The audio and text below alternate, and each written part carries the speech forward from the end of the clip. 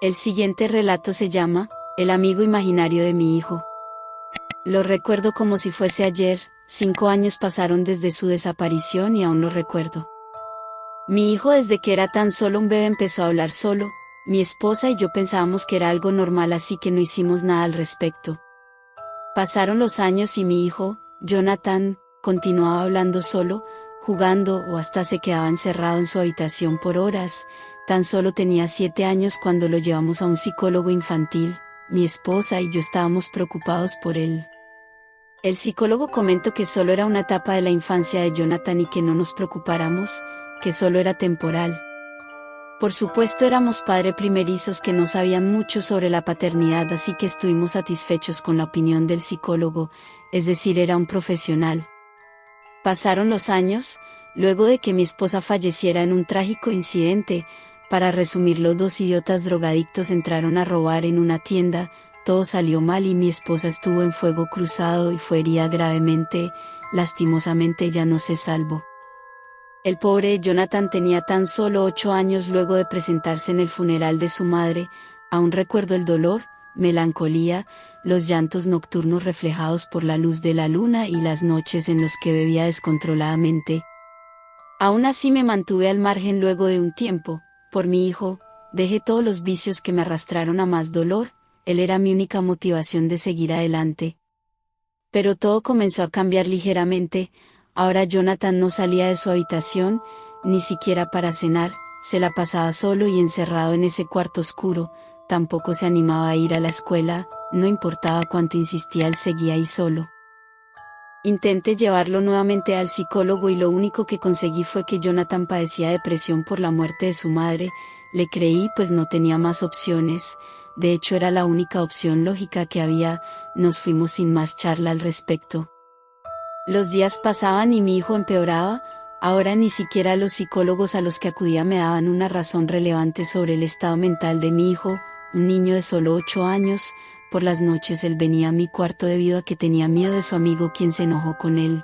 Yo solo asentía con la cabeza para que pudiera dormir una noche conmigo. De vez en cuando Jonathan sufría de pesadillas y despertaba agitado y gritando de miedo, lo cual tuve que acudir yo para calmarlo y dormirlo otra vez. Ya ni siquiera podía ir a trabajar debido al cuidado que le estaba dando a Jonathan. Tampoco me daba el lujo de dormir, y si me quedaba dormido solo serían por unas 2 horas o hasta 30 minutos sin tener que despertarme, porque siento que alguien me vigila a mí y a mi hijo desde el oscuro rincón de la habitación. Así pasamos las siguientes y agotadoras semanas. Luego se presentó lo peor. Una noche desperté agitado con el corazón a 1000 por hora. Un movimiento brusco me había obligado a abrir los ojos por un segundo. En ese lapso de tiempo me percaté de que mi hijo desapareció de la habitación. Me levanté rápidamente de mi cama rezando porque estuviera en alguna parte de la casa. Lo busqué, pero nada. Mi hijo se esfumó como polvo a una corriente de aire. Los vecinos se percataron de mis gritos de desesperación y llamaron a la policía, los cuales dentro de unos minutos llegaron y comenzaron a buscar a mi hijo. Lo que fue una búsqueda local, se volvió una búsqueda completa por toda la ciudad.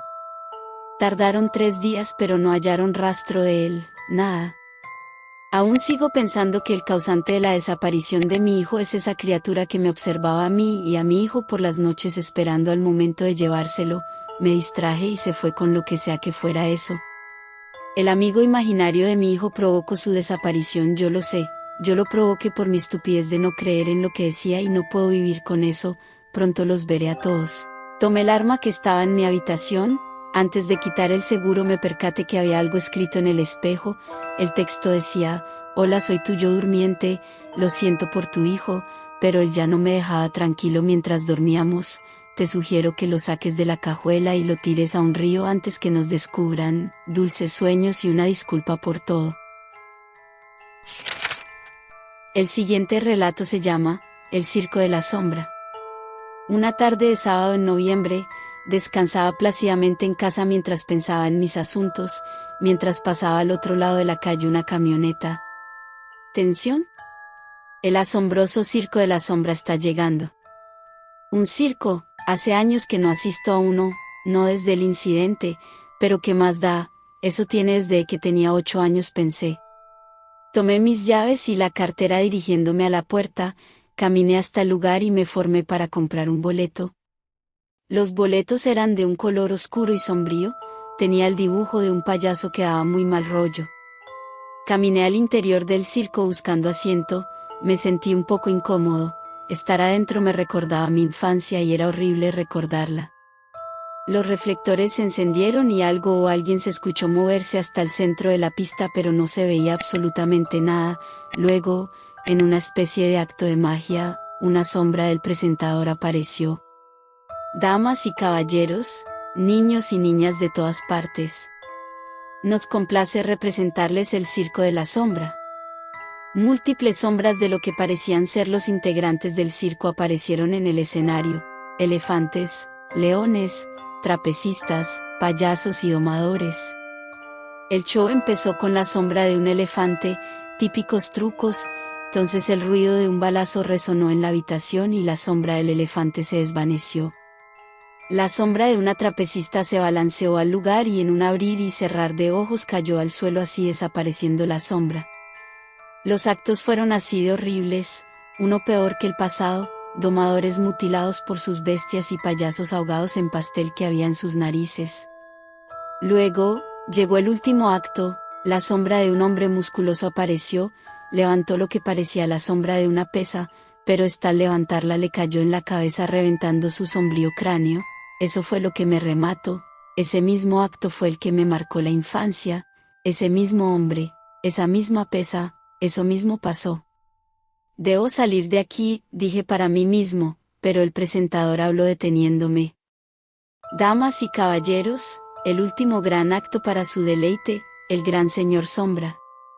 Un hombre humano se acercó al escenario, vestía una capucha y ropas harapientas, solo alcancé a escuchar que decía: duerman mis pequeñas sombras, duerman. Mis ojos se nublaron y no sentía mi cuerpo, me desmayé. Desperté en una habitación oscura, no veía nada, ni siquiera mis propias manos. Un ruido pequeño sonó tras de mí, y luego una voz femenina me habló. Tranquilo, ¿te encuentras bien? ¿Dónde estoy? ¿Qué pasó?, dije con temor de no poder ver a la chica. Calma, dicen que si las sombras se estresan desaparecen, respondió bromista, por eso trato de no estresarme. ¿Sombra?, pregunté con mucho más temor. Pues claro, tonto, tú y yo somos solo eso, solo sombras. ¿No recuerdas? Aquel tipo se le resbaló la pesa, y cayó sobre un pequeño e inocente niño.